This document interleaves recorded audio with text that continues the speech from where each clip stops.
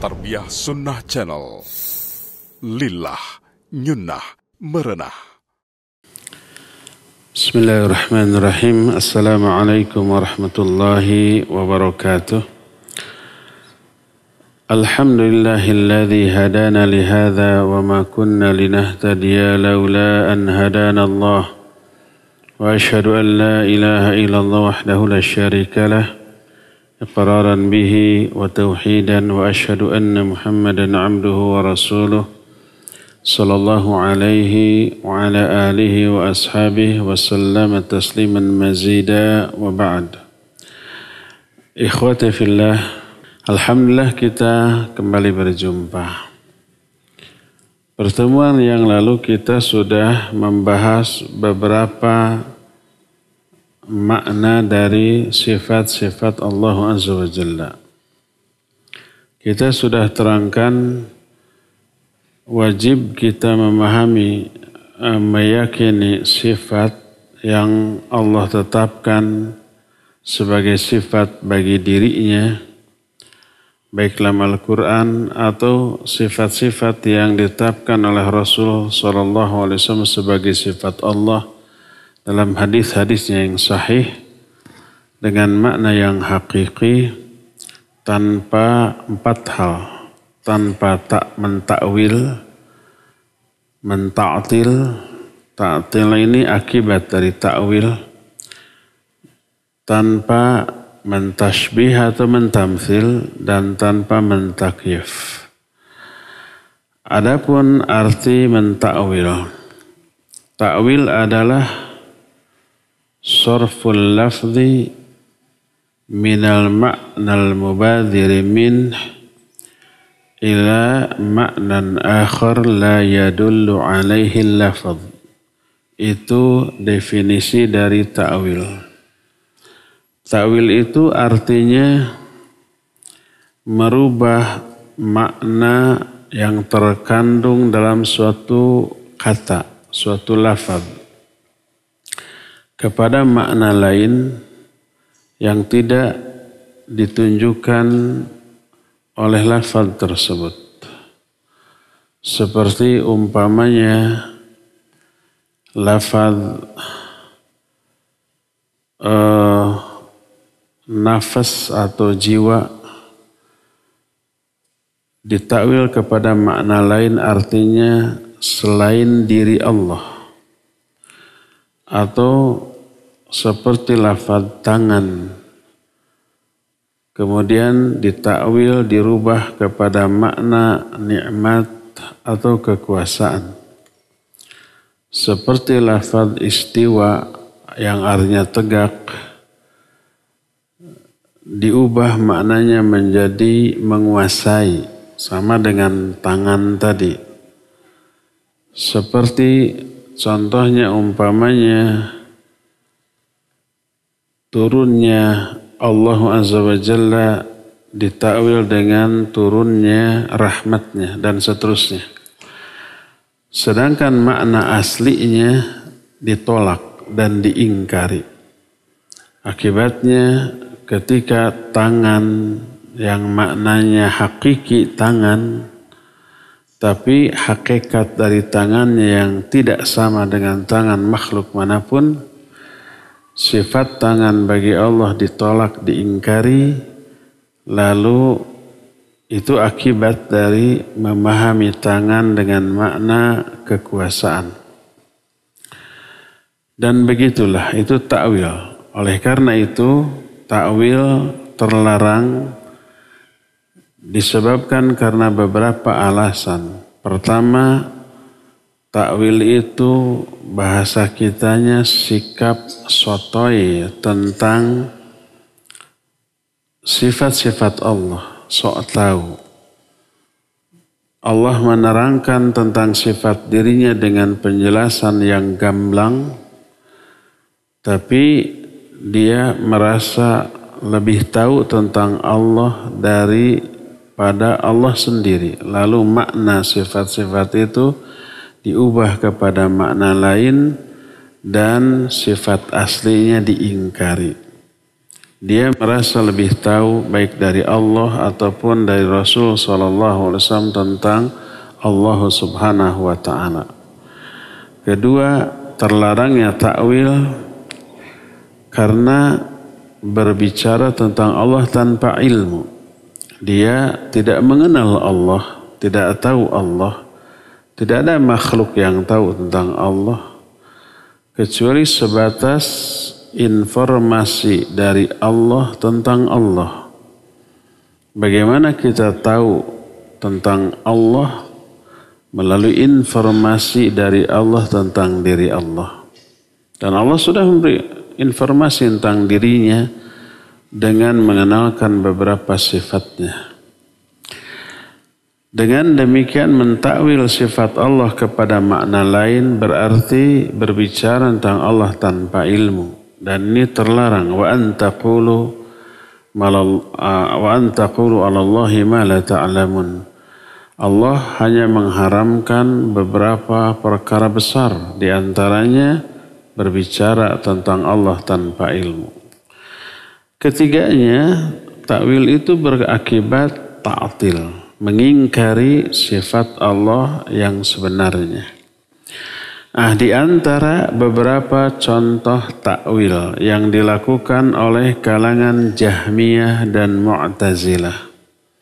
Jahmiyah ini dengan Mu'tazilah memiliki konsep atau metode yang sama dalam memahami agama, terutama memahami sifat-sifat Allah, yaitu dengan akal. Jahmiyah nisbat kepada Jaham bin Safwan, sedangkan Mu'tazilah tokohnya yang paling awal adalah Wasil bin Atha yang duduk di majelis taklim Imam Hasan al-Basri lalu bersikap su'ul adab. Su'ul adab itu buruk adabnya ketika duduk di majelis tadi. Ketika ada orang yang bertanya kepada Imam Hasan al-Basri, bagaimana tentang seorang muslim yang berdosa besar? Apa dia masih muslim atau kafir? Di surga atau di neraka? Sebelum Imam Hasan al-Basri menjawab, berdirilah Wasil bin Atha. Dia menjawab, menurut saya dia di dunia muslim tidak, kafir pun tidak. Tapi pertengahan. Disebut al-manzilah bainal manzilatain. Tanpa bertanya kepada gurunya. Karena itu majelis gurunya. Lalu dia pergi ke pojok masjid dan berbicara menguatkan pendapatnya yang berdasarkan otak atau akal dia dan diikuti oleh beberapa orang. Maka Imam Hasan al-Basri mengomentari i'tazalal wasil. Wasil telah i'tizal. I'tizal itu telah nyeleneh, memisahkan diri. Ada dua makna memisahkan diri di sini. Pertama, memisahkan diri dari majlis taklim Imam Hasan al-Basri. Yang kedua telah i'tizal dari keyakinan ahlus sunnah wal jamaah tentang orang mukmin yang berdosa besar. Ahli sunnah menyatakan orang mukmin yang berdosa besar tetap dia mukmin, tapi dia ahli maksiat, tidak keluar dari Islam, tapi dia tetap muslim, tapi muslim yang berdosa besar. Itu di dunianya. Dan sebagai muslim tetap memiliki hak-hak seperti umumnya kaum muslimin. Kalau salam dijawab salamnya. Kalau dia jadi imam sholat, sah kita bermakmum di belakangnya walaupun tidak afdal. Kalau dia mati, dia wajib diurus seperti seorang muslim, dimandikan, dikafani, disolatkan, dikuburkan di kuburan kaum muslimin dan didoakan ampunan. Bagaimana di akhirat? Terserah kehendak Allah. Mungkin Allah mengampuninya sehingga tidak ke neraka langsung ke surga. Mungkin saja dia ke neraka terlebih dahulu tapi tidak akan abadi. tidak akan selama-lamanya. Sementara sesuai dengan banyaknya kadar dosa yang dimiliki oleh orang tersebut, pada akhirnya ke surga juga. Kalau Jahmiyah dan Mu'tazilah atau Mu'tazilah menyatakan dia pertengahan, Muslim tidak, kafir tidak, itu di dunia, tapi di akhirat dia kekal dalam neraka selama-lamanya. Itu Mu'tazilah. Didasarkan pada akal. Jahmiyah juga demikian. Ketika Jahmiyah dan Mu'tazilah ini berhadapan dengan ayat-ayat sifat, mereka memahami dengan akal. Akibatnya mentakwil makna dari sifat-sifat Allah. Ditolaklah sifat bagi Allah yang hakiki, makna sifat itu ditakwil kepada makna lain.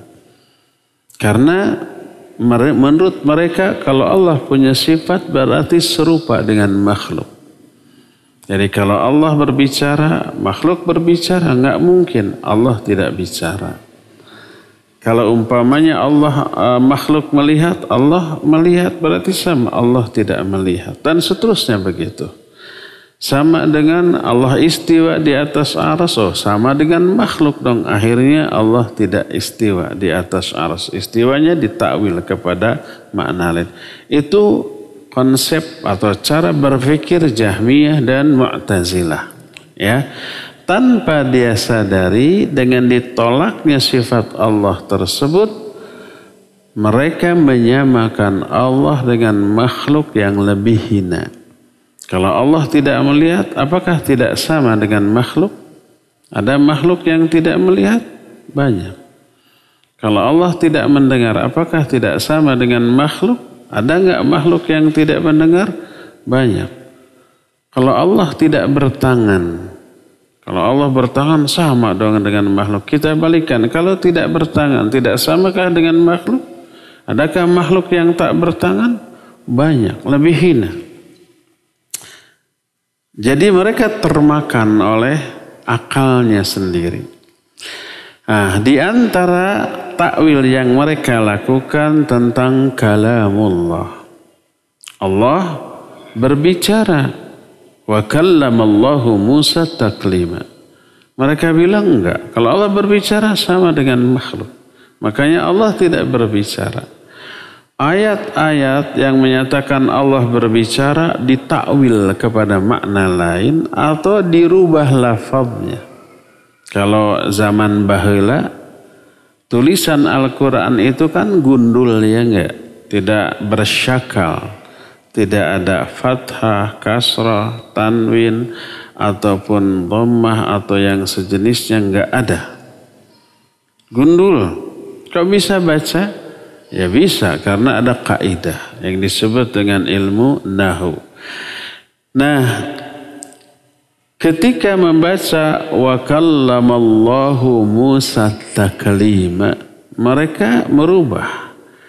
Mereka bukan membaca wa kallamallahu, tapi membaca wa kallamallaha Musa taklima. Ini untuk apa namanya? Mengingkari Allah bicara. Kalau dibaca wa kallamallahu hu-nya itu kenapa dibaca hu? Karena Allah fa'il atau subjek. Allah berbicara. Berarti Allahnya subjek. Dalam bahasa Arab disebut fa'il dan fa'il harus rafa. Tanda rafa'nya dengan dhammah. Maka dibaca wa kallamallahu. Musa objek yang diajak bicara oleh Allah. Wa kallamallahu Musa taklima. Dan Allah telah berbicara kepada Nabi Musa taklima dengan sebenar-benarnya. Taklima ini disebutnya dengan sebutan maf'ul mutlaq. Artinya maf'ul yang berupa masdar yang diambil dari fi'il yang ada di awal kalimat. Dari kallama menjadi taklima. Artinya benar-benar ngomongnya itu. Bukan melalui perantara, bukan melalui bisikan, bukan melalui langsung isi pembicara muncul di hati, enggak. Tapi langsung berbicara. Oleh Mu'tazilah dibaca wa kallamallaha Musa taklima. Allahnya dibaca ha, jadi objek. Subjeknya jadi Musa. Jadi Musa yang telah berbicara kepada Allah dengan sebenar-benarnya. Bukan Allah yang bicara kepada Musa. Ini untuk mengingkari Allah bicara. Saking inginnya tuh. Menolak Allah nggak bisa bicara. Enggak, Allah nggak bicara. Kalau bicara sama dengan makhluk. Sedangkan Allah nggak sama dengan makhluk. Para konsep Ahlus Sunnah, Allah ya berbicara, tapi cara bicara Allah, hakikatnya tidak ada yang sama dengan cara bicara makhluk. Makhluk dengan makhluk ujah, cara bicaranya beda-beda, ya enggak? Komunikasi makhluk dengan makhluk berbeda-beda.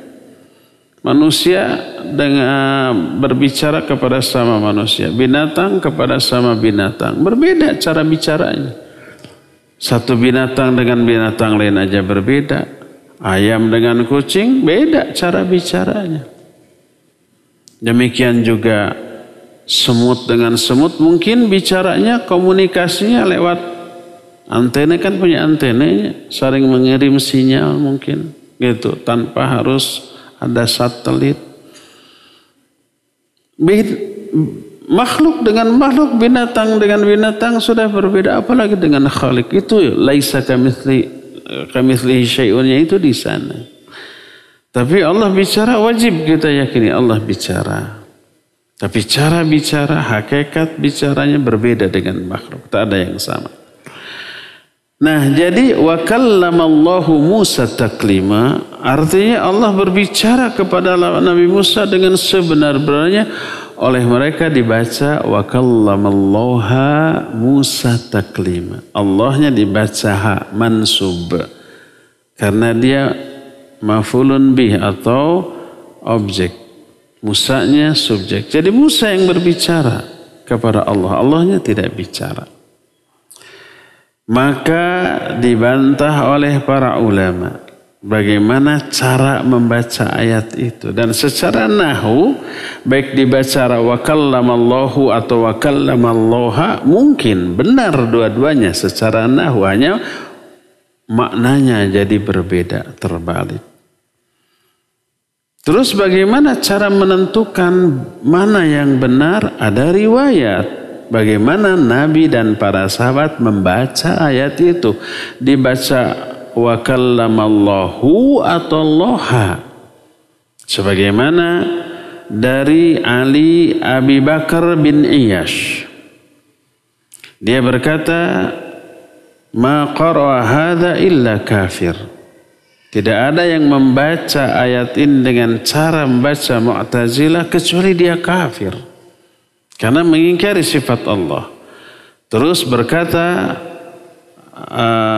Abu Bakar bin Iyas, qara'tu 'alal A'mash wa qara'tul A'mash 'ala Yahya bin Wathab wa qara'a Yahya bin Wathab 'ala Abi Abdurrahman As-Sulami wa qara'a Abu Abdurrahman As-Sulami 'ala Ali bin Abi Thalib wa qara'a Ali bin Abi Thalib 'ala Rasulillah sallallahu alaihi wasallam wa kallamallahu Musa taklima, yakni bi raf'il lafdil jalalah 'ala al-fa'iliyah wa huwa mujma'un 'alaihi bainal qura. Kata Abu Bakar bin Iyas, aku membaca ayat ini di hadapan Al-A'mash, gurunya. Jadi kalau bahasa Sundanya sorogan. Murid nyorog ke guru, membaca kitab, diperhatikan, disimak oleh guru. Benar nggak cara bacanya? Kalau salah, dikoreksi dan dijelaskan kenapa salahnya. Seperti umpamanya Al-Fatihah gundul. Dulu belum ada syakal.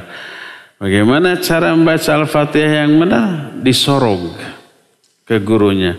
Kalau dibaca alhamdulillahi rabbil alamin, bukan alhamdu. Kamu tahu kenapa? Sebab ini isim di awal kalimat disebut mubtada. Mubtada itu wajib rafa, sehingga wajib dibaca alhamdu. Tanda rafanya dengan dhammah karena dia isim mufrad gitu. Nyorok. Jadi membaca kitab di hadapan gurunya, disimak benar nggak cara bacanya. Terus terjemahkan benar nggak cara mengartikannya. Dulu Al-Quran juga begitu biar nggak salah baca. Kata Abu Bakar bin Iyas, aku membaca ayat ini di hadapan A'mash. A'mash membaca di hadapan gurunya namanya Yahya bin Wathab. Yahya bin Wathab membaca ayat ini di hadapan gurunya di kalangan tabi'in namanya Abu Abdurrahman As-Sulami. Abu Abdurrahman membaca ayat ini di hadapan Ali bin Abi Thalib. Ali bin Abi Thalib membaca ayat ini di hadapan Rasul sallallahu alaihi wasallam. Mereka membaca wa kallamallahu Musa taklima dengan dirafakannya lafzul jalalah.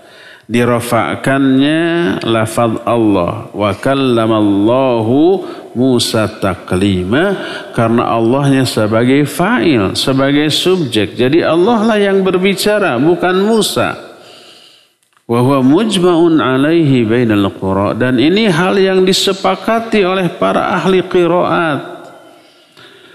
Juga diperkuat dengan ayat yang terdapat dalam surah Al-A'raf 143. Kata Allah, walamma jaa Musa limiqatina wa kallamahu rabbuhu. Ini mah nggak bisa dibaca dibolak-balik. Kata Allah, walamma jaa Musa, ketika Musa datang, limiqatina, pada waktu yang telah kami tentukan, wa kallamahu rabbuhu, dan berbicaralah kepada Musa Allah subhanahu wa ta'ala, Rabbnya. Ini mah nggak bisa rabbuhu dibaca rabbahu, nggak bisa. Karena apa? Karena objeknya berupa dhamir. Dhamir itu kata ganti.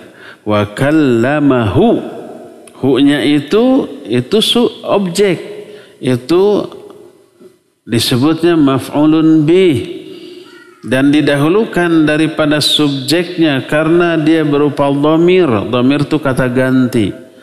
Huwa wa kallamahu, dan telah berbicara kepada Musa. Siapa? Rabbuhu, Allah. Mereka nggak bisa berbuat apapun terhadap ayat ini.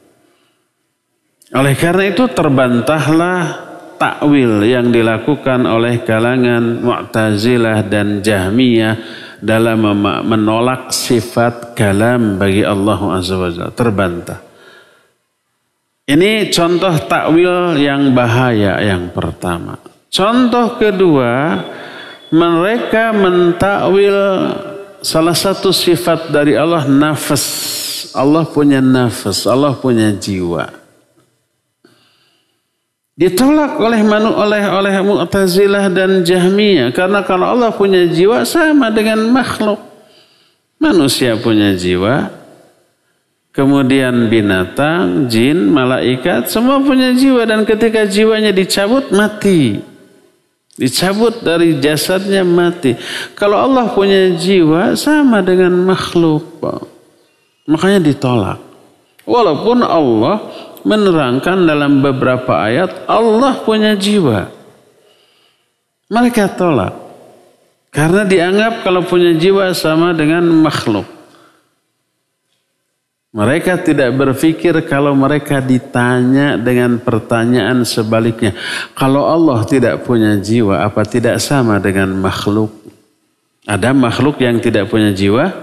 Banyak, lebih hina, benda-benda mati. Nah, adapun ayat yang menyatakan Allah punya jiwa diantaranya pertama surah Ali Imran 28 sampai 30. Allah menyatakan wa yuhadzirukumullahu nafsah. Allah telah mewanti-wanti kalian terhadap dirinya, diri Allah.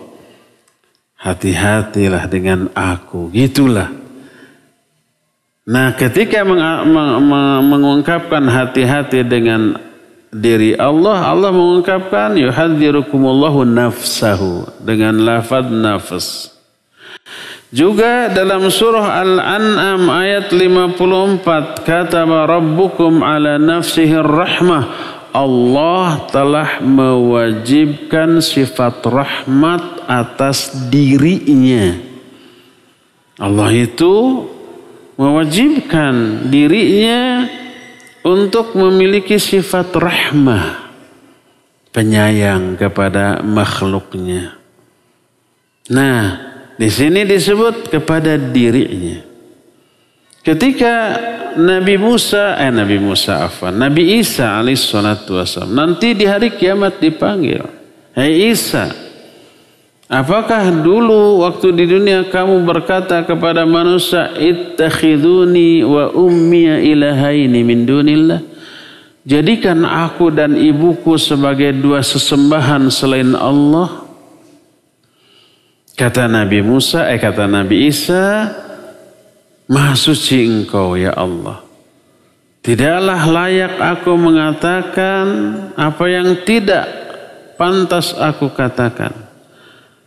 In kuntu qultu faqad alimta." Kalau aku mengatakannya, engkau pasti tahu. Ta'lamu ma fi nafsi wa la a'lamu ma fi nafsik. Engkau mengetahui apa yang ada dalam diriku, sedangkan aku tidak mengetahui apa yang ada dalam dirimu. Nafs, diri. Ini Al-Quran yang merupakan wahyu dari Allah. Juga dalam surah Thaha 41, Allah menyatakan, wastona'tuka li nafsi. Aku telah memilihmu, hai Musa, untuk diriku. Dan banyak lagi yang lain, baik ayat ataupun hadis. Allah punya nafas, punya diri. Oleh Mu'tazilah dan Jahmiyah ditakwil. Yang dimaksud diri sana adalah yang lain.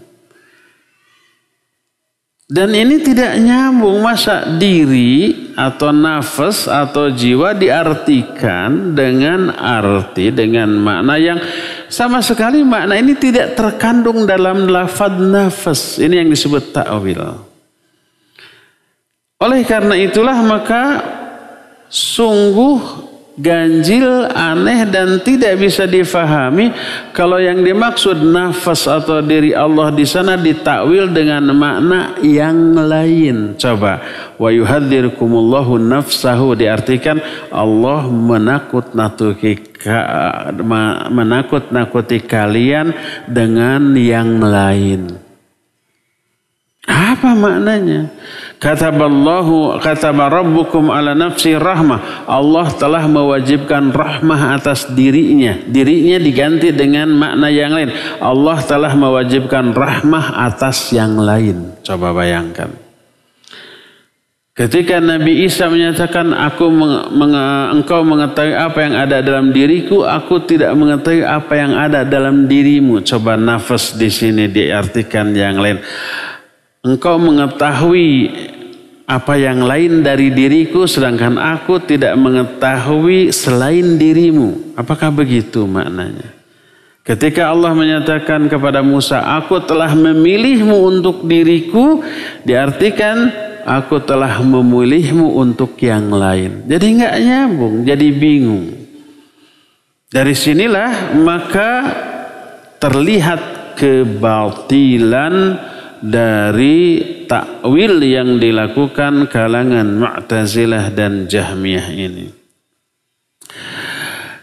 Ketiga, contoh takwil tentang wajah. Allah punya wajah? Iya. Kata siapa? Kata Allah dalam Al-Quran. Mana contohnya banyak? Kullu syai'in halikun illa wajhah. Segala sesuatu akan binasa kecuali wajah Allah. wa yabqa kullu man 'alaiha fan wa yabqa wajhu rabbika dzul jalali wal ikram. Segala sesuatu akan binasa. Wa yabqa dan abadilah wajhu rabbika, wajah Rabbamu. Ini dan banyak. Ibtigha'a wajhillah, amal yang dilakukan untuk mencari wajah Allah. Hadis banyak, siapa yang beramal dalam rangka mencari wajah Allah dan seterusnya. Ini menunjukkan Al-Quran dan hadis menjelaskan Allah punya wajah. Jangan ditolak kalau Allah punya wajah serupa dengan makhluk loh. Balikan, kalau Allah nggak punya wajah, apa nggak serupa dengan makhluk? Ada makhluk yang nggak punya wajah? Banyak, lebih hina daripada yang punya wajah. Ya bisa diingkari, ditaktil, enggak, ditolak, enggak.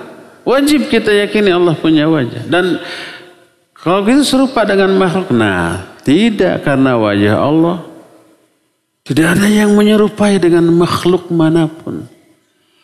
Jangankan wajah Allah dengan wajah makhluk dengan sama makhluk saja sudah berbeda. Wajah manusia dengan jin, dengan malaikat, dengan binatang berbeda. Wajah binatang yang satu dengan jenis binatang yang lain sudah berbeda. Mobil punya wajah, punya ya. Ada yang wajah mobil tuh kasep, gelis, ada yang goreng patut. Oplet, ya, pesek gitu, demes, kembu gitu kan. Itu ada wajahnya, ada. Makhluk dengan makhluk wajahnya berbeda. Apa yang berbeda? Segalanya. Fungsinya, bentuknya, bahannya, ukurannya, semuanya berbeda. Itu makhluk dengan makhluk, apalagi dengan khaliq. Dan ketika mereka mentakwil, ada yang ini tidak pernah saya dengar dari orang Mu'tazilah sekalipun. Tapi ada dai sekarang yang menyatakan, ada enggak ulama salaf yang mentakwil? Ada. Imam Bukhari menyatakan wajah Allah ditakwil dengan makna kerajaannya. Kullu syai'in halikun illa wajah ay illa mulkah, katanya. Jadi maknanya juga jadi aneh. Dia salah baca. Dan itu dikemukakan oleh Imam Ibnu Hajar dalam kitab Fathul Bari tentang penjelasan Imam Bukhari. Yang dimaksud kullu syai'in halikun illa wajhah, segala sesuatu bakal binasa illa wajhah, kecuali wajah. Imam Bukhari menyatakan illa mulkah, karena Imam Bukhari tidak pakai syakal. Kecuali kerajaannya. Kita tanya, kan nanti kerajaan Allah langit dan bumi kan hancur, ya enggak? Segala sesuatu hancur kecuali kerajaan Allah. Kerajaan Allah yang mana? Langit bumi ini. Jadi rancu. Salah baca, ada illa malikah, kecuali pemilik wajah. Segala sesuatu bakal hancur kecuali sang pemilik wajah, yaitu Allah subhanahu wa ta'ala. Dan pernyataan Imam Ibnu Hajar terhadap keterangan Imam Bukhari ini menunjukkan bahwa Imam Bukhari, Imam Ibnu Hajar tidak mentakwil, bahkan menguatkan, ya Allah memiliki wajah. Illa dhi wajhin atau illa dha wajhin. Segala sesuatu akan binasa. Alam jagat raya, kerajaan Allah ini akan hancur pada hari kiamat ketika sangkakala itu. Illa dha wajhin, kecuali sang pemilik wajah, yaitu Allah, yaitu dengan seluruh bagian, tidak hanya wajahnya. Kalau hanya wajahnya yang abadi, apakah selain wajah Allah hancur? Ya enggak. Seluruh zat Allah yang memiliki wajah tidak hancur, tidak binasa. Nah, ini yang mengakibatkan takwil ini melahirkan pemahaman yang aneh-aneh. Bermaksud mensucikan Allah dari penyerupaan dengan makhluk, tanpa disadari mereka menjerumuskan atau terjerumus ke dalam penyerupaan Allah dengan makhluk yang lebih hina. Oh, Allah nggak punya wajah. Karena punya wajah, sama dengan makhluk. Kita balikan. Kalau Allah nggak punya wajah, berarti menyamakan dengan makhluk yang lebih hina daripada yang punya wajah. Dan ini sudah dibantah oleh para ulama sejak zaman baheula mula. Itu contoh takwil yang ketiga. Contoh takwil yang keempat. Ta'wiluhumul yad bin ni'mah. Wastashhadu ala dhalika biqalil Arab laka yaddun indi. Mereka mentakwil salah satu sifat Allah yaitu tangan dengan makna nikmat. Allah punya tangan, iya. Al-Quran menerangkan yadullahi fawqa aydihim, tangan Allah di atas tangan mereka. Bal yadahu mabsutatan, bahkan kedua Allah ini terbuka. Was samawatu matwiyatun biyaminihi, dan langit digulung dengan tangan kanan Allah. Dalam surah Az-Zariyat ayat yang ke-47, was-samaa'a banainaha biaidi wa inna lamusi'un, dan langit kami bangun dia dengan tangan kami. Adam langsung diciptakan oleh Allah dengan tangannya. Ma mana'aka an tasjuda lima khalaqtu biyadayya. Hei iblis, apa yang menghalangi engkau untuk sujud kepada Adam yang telah aku ciptakan dengan dua tangan kami? Banyak ayat-ayat. Allah punya tangan? Iya.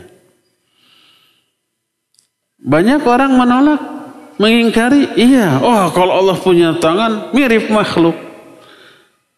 Dia tidak sadar kalau Allah nggak punya tangan, apa nggak mirip makhluk? Ada makhluk yang tak bertangan? Banyak, lebih hina daripada yang bertangan. Ular tidak bertangan, ayam tak bertangan, benda-benda mati tak bertangan. Lebih mulia makhluk yang bertangan. Tapi tangan Allah nggak sama dengan tangan makhluk manapun dari segala segi. Hakikat dan kaifiat tangan Allah tidak sama dengan tangan makhluk manapun.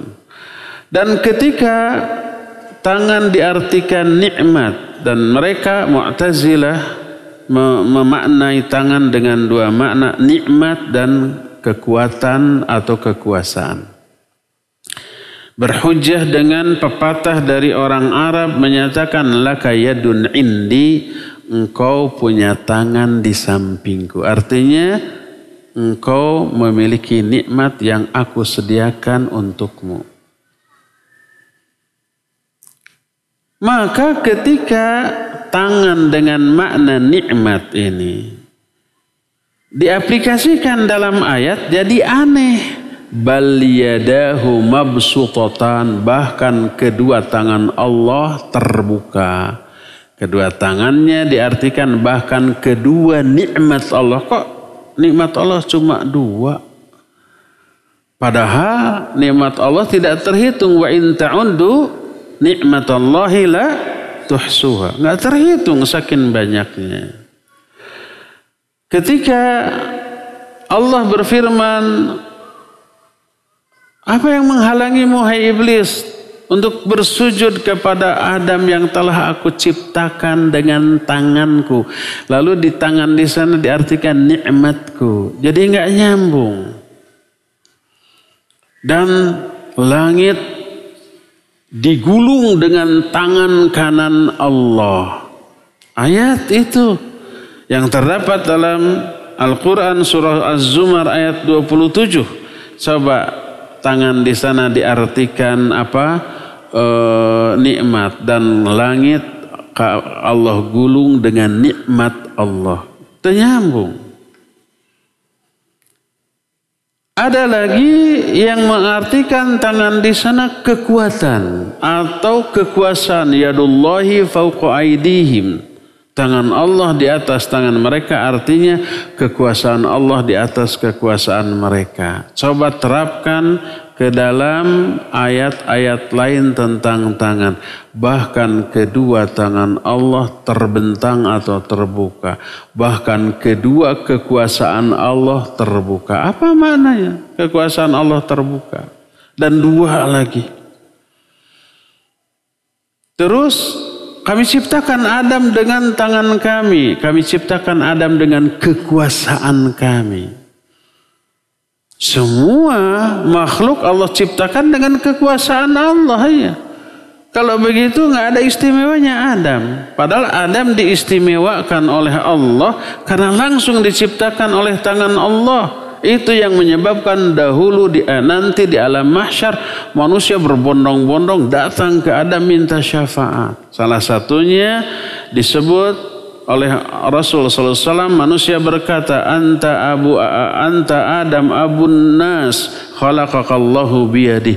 Wahai Adam, engkau adalah bapak seluruh manusia. Allah telah menciptakan engkau langsung dengan kedua tangannya. Ini keistimewaan, keutamaan. Makhluk lain tidak. Kecuali arsy. Arsy Allah ya Allah ciptakan dengan tangan Allah. Termasuk qalam Allah ciptakan. Qalam pena yang menuliskan seluruh takdir diciptakan dengan tangan Allah. Tapi makhluk yang lainnya tidak dengan tangan Allah langsung. Tapi Adam langsung dengan tangan Allah subhanahu wa ta'ala. Makin ditakwil makin aneh maknanya. Dengan maksud yang baik yaitu ingin mensucikan Allah dari penyerupaan dengan makhluk. Tapi menabrak banyak rambu, banyak ayat. Dan terjerumus ke dalam perkara yang ingin mereka hindari. Yaitu menyerupakan Allah dengan makhluk. Itu yang keempatnya. Kelimanya, takwil mereka tentang hadis nuzul. Nuzul itu turun. Allah turun, yanzilu rabbuna ila sama'id dunya. Mereka mentawil yang dimaksud turun di sana bukan Allahnya tapi rahmatnya. Akibatnya apa? Akibatnya rahmat Allah hanya turun di sepertiga akhir malam. Padahal rahmat Allah turun setiap detik, ya enggak? Enggak harus nunggu sepertiga akhir malam. Kedua, ada yang menyatakan yang turun malaikatnya bukan Allahnya. Allah sendiri nggak turun. Kalau Allah turun serupa dong dengan makhluk. Loh, kita jawab kalau Allah nggak turun apa nggak serupa dengan makhluk? Bukan begitu cara memahami sifat Allah. Ketika ditakwil yang turun malaikatnya bukan Allah. Loh, kalau malaikatnya yang turun masa malaikat berani berkata bahwa di hadis itu dikatakan man dzalladzi yas'aluni fa'utiyah, man dzalladzi yastaghfiruni fa'aghfirullah. Siapa yang bangun malam ini lalu minta kepadaku pasti akan aku beri. Yang minta ampunan pasti akan ampuni. Yang berdoa pasti akan aku kabulkan. Bahkan di awal disebut ya ibadi wahai hamba-hambaku. Masa malaikat ngomong begitu? Yang layak pantas berbicara wahai hambaku, siapa yang berdoa kepadaku pasti akan aku kabulkan. Yang meminta kepadaku pasti akan aku beri. Yang meminta ampunan pasti akan aku beri ampunan. Hanya Allah. Malaikat nggak berwenang. Wa may yaghfiru dzunuba illallah. Tidak ada yang bisa mengampuni dosa kecuali Allah. Doa wal ibadah, berdoa itu ibadah. Ud'uni astajib lakum, berdoa kepadaku. Kalau berdoa kepada malaikat syirik. Karena doa adalah ibadah. Jadi kalau yang turun, makna turun ditakwil jadi yang turun itu bukan Allah tapi rahmatnya, tapi perintahnya, tapi malaikatnya. Jadi aneh maknanya. Dan ini sudah dibantah sejak zaman baheula mula oleh para ulama di dalam kitab-kitab mereka.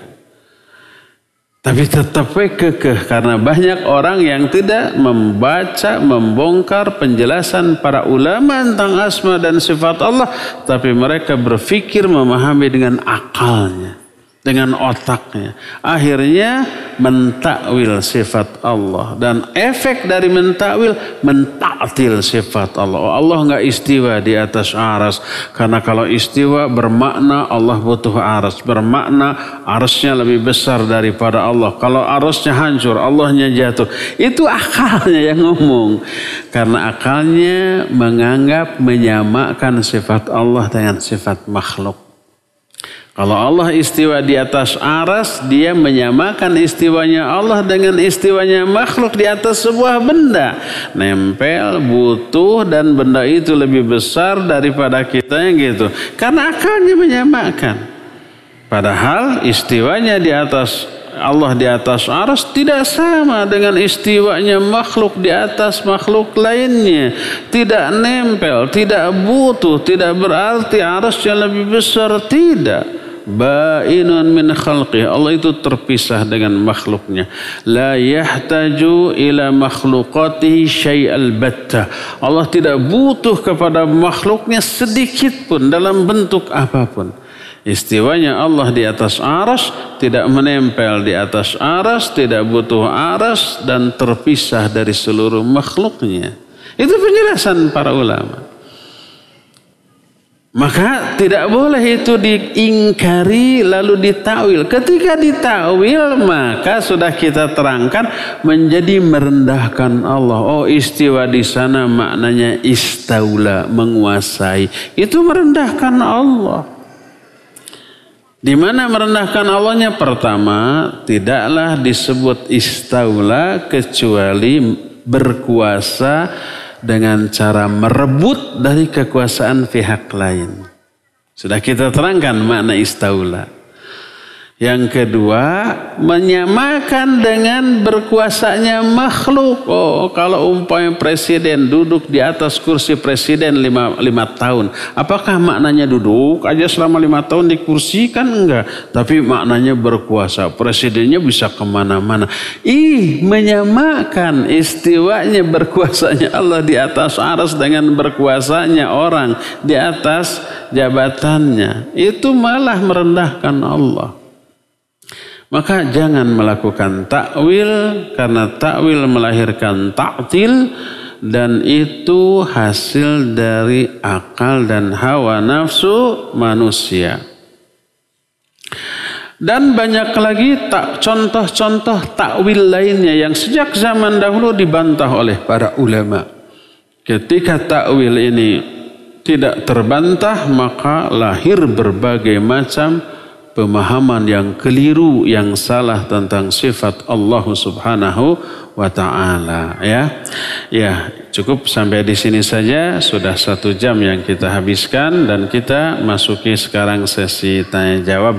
Khusus untuk hari Jumat ini, pertanyaan dikhususkan bagi pendengar dan pemirsa radio dan TV Roja. Dipersilakan kepada Abu Lukman untuk memandu tanya jawab dengan pendengar dan pemirsa. Wassallallahu ala nabiyina Muhammadin wa ala alihi wa sahbihi wasallam. Silakan. Kami sampaikan kepada Ustadz Abu Haidar As-Sundawi hafizahullahu ta'ala yang telah membimbing kita dalam pembahasan di kesempatan sore hari ini dari pembahasan akidah dari kitab Mukhtasar Ma'arijul Qabul. Dan untuk berikutnya kami undang Anda sahabat Roja di rumah untuk berpartisipasi dalam sesi tanya jawab. Anda dapat mengirimkan pertanyaan melalui pesan WhatsApp di nomor 081 989 6543 atau di line telepon di nomor 021 823 6543. Baik Ustaz, kita angkat pertanyaan pertama melalui pesan WhatsApp dari Ummu Zaza di Bandung Ustaz. Ingin bertanya Ustaz, jika ada yang berpemahaman Allah tidak bersemayam di arsy, apakah akibatnya Ustaz? Apakah menjadi kufur? Syukran, barakallahu fiik.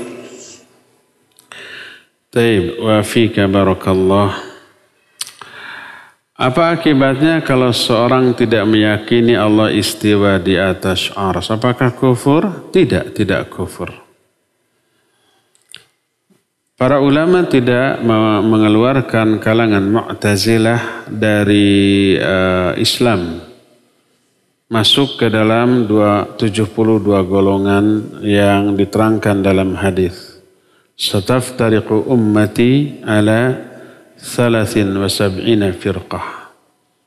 Kulluha finnar illa wahidah. Umatku itu akan berpecah belah menjadi 72 golongan. Semuanya ke neraka kecuali satu. Satu ini siapa? Al-Jamaah.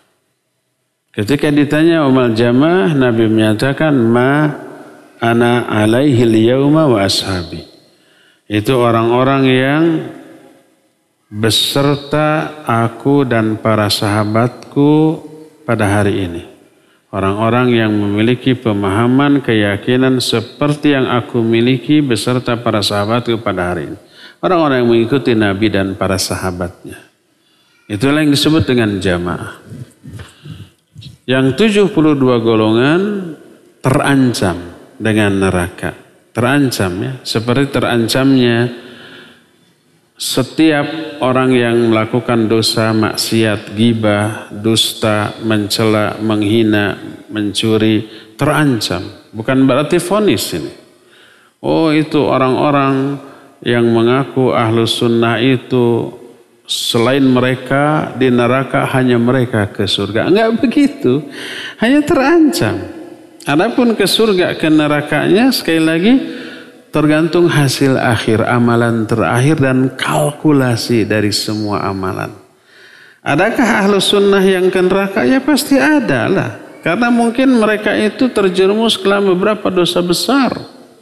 Ahlu sunnah tidak maksum. Nah siapa yang 72 golongan ini? Mereka yang memahami Islam tidak mengikuti Nabi dan para sahabatnya.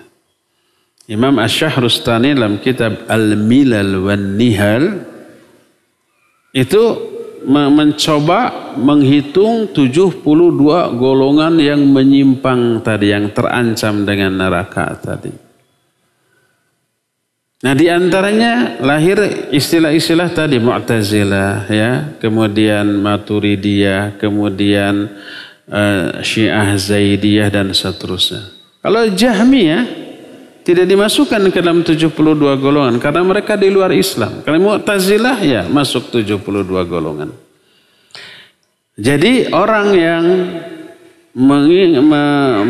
mentakwil sifat-sifat Allah, mereka terjerumus ke dalam kebid'ahan dalam masalah akidah. Tidak dikufurkan? Tidak. Tapi kalau memang tidak kufur, kenapa disalahkan? Ya salah, tidak semua kesalahan berakibat kufur, tapi terancam neraka. Ya, terancam neraka. Berdasarkan hadis iftiraqul ummah yang tadi. Terancam dengan neraka. Bukan berarti pasti masuk neraka. Enggak, terancam. Ada enggak ahli bid'ah tapi masuk surga? Ya. Syekhul Islam Ibn Taimiyah rahimahullahu ta'ala menyatakan sangat mungkin di kalangan 72 golongan yang akidahnya begitu itu, ya, memang terancam dengan ancaman neraka, tapi terhapus dosanya.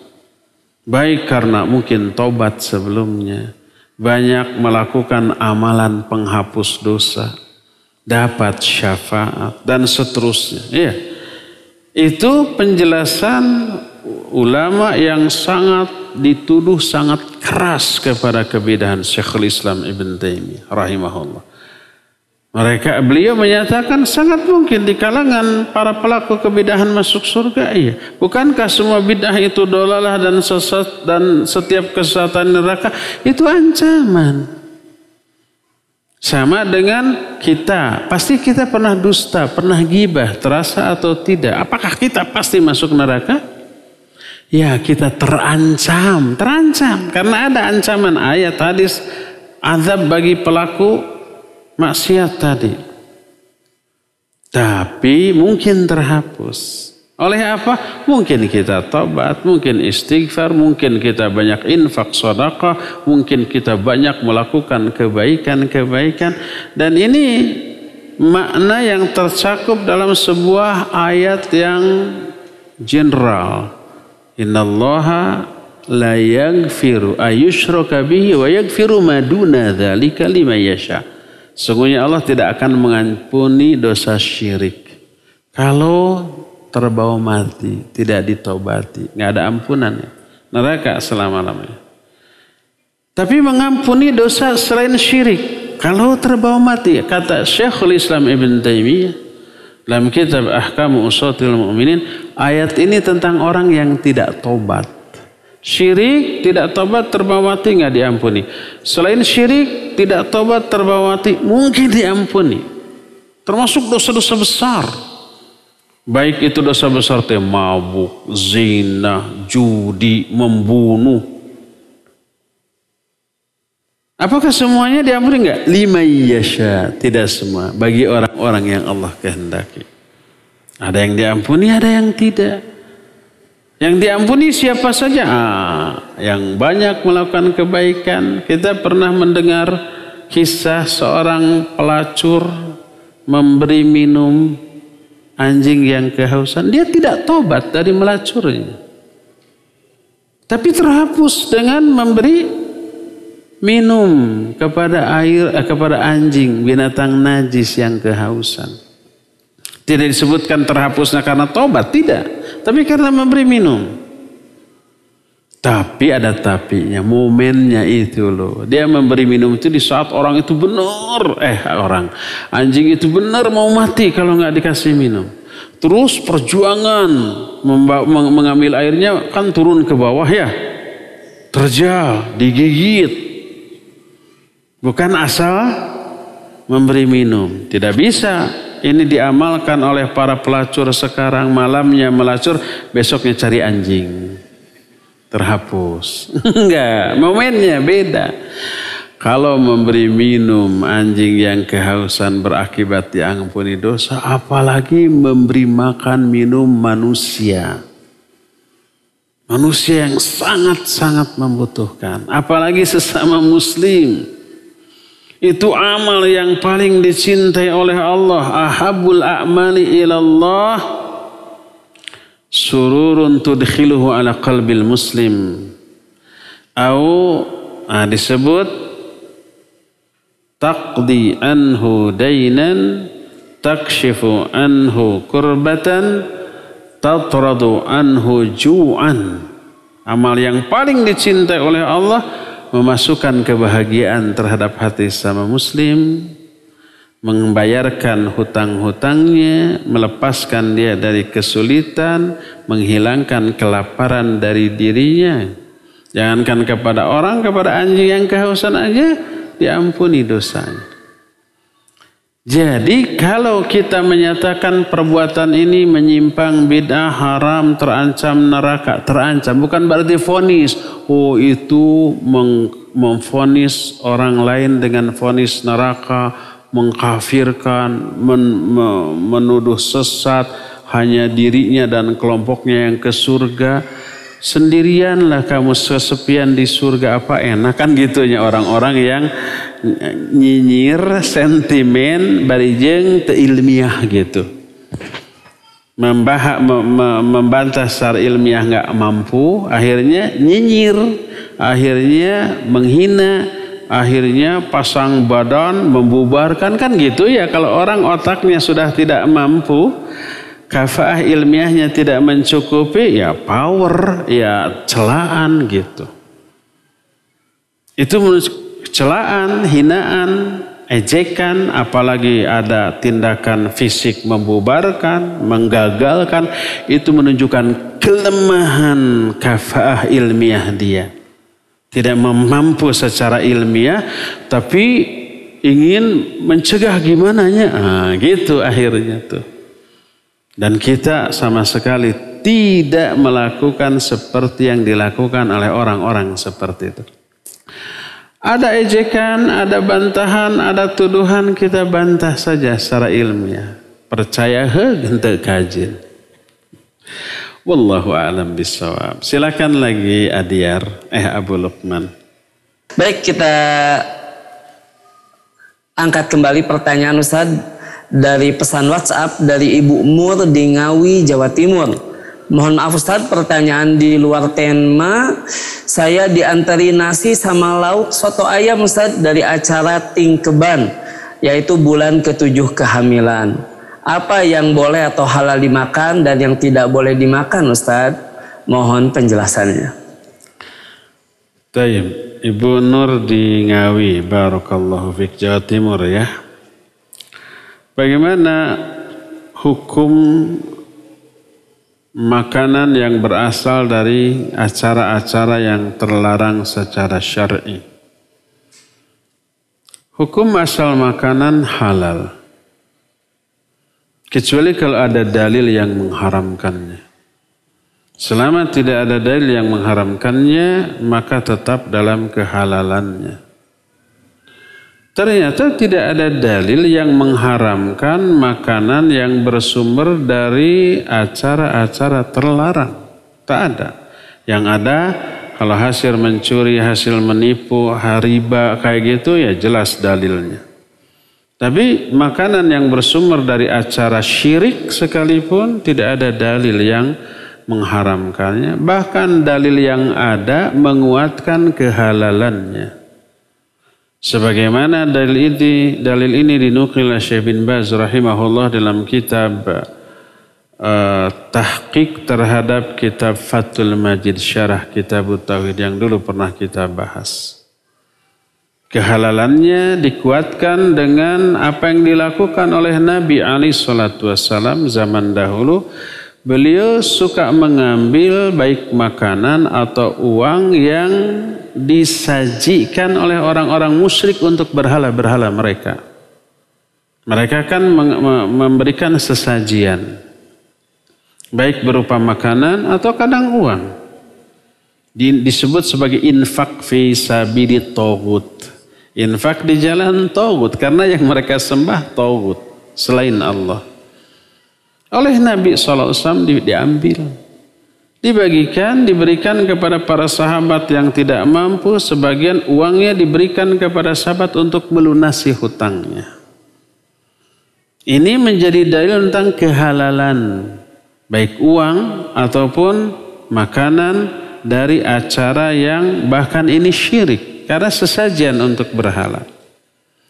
Berdasarkan hal itu, maka tidak ada dalil yang mengharamkan baik makanan atau uang dari acara-acara yang terlarang, maka itu boleh dimakan. Nah, sekarang kalau kita dikirim bagaimana? Apakah diterima atau ditolak? Mana yang lebih maslahat? Hukum asal boleh diterima. Tapi kalau diterimanya mengakibatkan timbul kesalahpahaman. Umpama kita seorang tokoh yang semua sikap kita diikuti, dijadikan hujah. Pas kita dikasih makanan, dikirim, tidak ikut acaranya, tapi dikirim ke rumah dan diterima, orang-orang melihat. Lalu orang-orang salah paham, oh berarti acara itu boleh. Tuh Ustadz juga nerima makanannya dan saya lihat makan. Lahir kesalahpahaman. Akhirnya mereka mengadakan acara itu. Akhirnya timbul madarat. Maka tolak. Bukan karena haramnya makanan itu, tapi karena buruknya akibat dari diterimanya makanan itu. Tapi ini tidak mengubah status kehalalan dari makanan tersebut. Tapi kalau kita bukan siapa-siapa, mau nerima mau tidak, orang-orang nggak peduli, silakan diambil dan dimakan, maka itu insya Allah halal. Ya, wallahu a'lam bishawab. Silakan lagi Adyar. Ustadz, pertanyaan berikutnya kita angkat dari line telepon di 021 823 6543. Kami persilahkan. Iya. Assalamualaikum Ustaz. Waalaikumsalam warahmatullahi wabarakatuh. Dengan siapa di mana Bapak? Dari Pak Heri di Jogja. Baik, silakan Pak Heri. Mohon izin tanya Ustaz, kalau namanya makanan sembelihan ahli kitab itu, kalau sekarang itu yang dimaksud ahli kitab itu yang siapa Ustaz? Terima kasih. Baik, jazakallahu khairan Pak Heri di Jogja. Tafadhol Ustaz. Taib, barakallahu fiik. Siapa ahlul kitab? Ahlul kitab dulu sekarang sama. Mereka adalah Yahudi dan Nasrani. Yahudi Nasrani yang kapan? Sama baik yang dulu maupun sekarang. Tapi kan Yahudi Nasrani sekarang ini musyrik. Loh, emang Yahudi dulu enggak musyrik gitu? Sama. Yahudi Nasrani sekarang jahat, memusuhi umat Islam, memerangi. Emang dulu enggak? Dari dulu. Yahudi sekarang ini tidak ridho. Walan tadhu ankal yahudu walan nasara hatta tattabi'a millatahum. Yahudi dan Nasrani tidak akan ridho kepadamu sampai kamu ikut agama mereka. Kita tanya, itu ayat untuk Yahudi mana? Sekarang apa dulu? Ketika ayat ini turun, Yahudi dan Nasrani di zaman itu, mereka itu dengkinya, bencinya, memusuhi umat Islam dari zaman bahala, iya, sampai sekarang, iya, sama. Sekalipun demikian, Allah tidak melarang kita melakukan beberapa hal. Bermuamalah dengan mereka, jual beli, akad apapun, termasuk menjadikan mereka sebagai pembantu kita atau mereka sebagai bos kita. Tidak terlarang. Al-Quran menyatakan dalam surah Al-Mumtahanah, Allah berfirman, La yanhakumullahu anil ladhina lam yuqatilukum fid din wa lam yukhrijukum min diyarikum an tabarruhum wa tuqsitu ilaihim. Allah tidak melarang kalian untuk berbuat baik, berbuat adil kepada orang-orang kafir yang tidak memerangi kalian dan tidak mengusir kalian dari negeri kalian. Silakan bermuamalah. Nabi SAW berjual beli, pinjam meminjam, gadai menggadai dengan orang Yahudi. Bahkan ketika beliau meninggal, baju besinya juga sedang tergadai di orang Yahudi, tapi tanpa bunga. Dan itu dilakukan. Kenapa kita mengharamkannya? Oleh karena itu, ya, termasuk yang boleh bagi kaum muslimin sekarang dari dulu sampai sekarang terhadap Yahudi dan Nasrani adalah menikahi wanita-wanita mereka. Tapi kalau sebaliknya tidak boleh. Muslimah menikah dengan Yahudi dan Nasrani nggak boleh. Tapi kalau laki-laki muslim menikah, cuma tidak afdol. Bakal banyak konflik. Akhwat yang nganggur masih banyak. Ngambil 4 juga bisa. Kenapa harus melirik yang lain? Ya enggak. Tapi kehalalannya ya boleh. Termasuk sembelihan mereka, ya. Al-Quran yang menyatakan dalam surah Al-Ma'idah. Makanan mereka halal bagi kita. Wanita mereka juga halal bagi kita.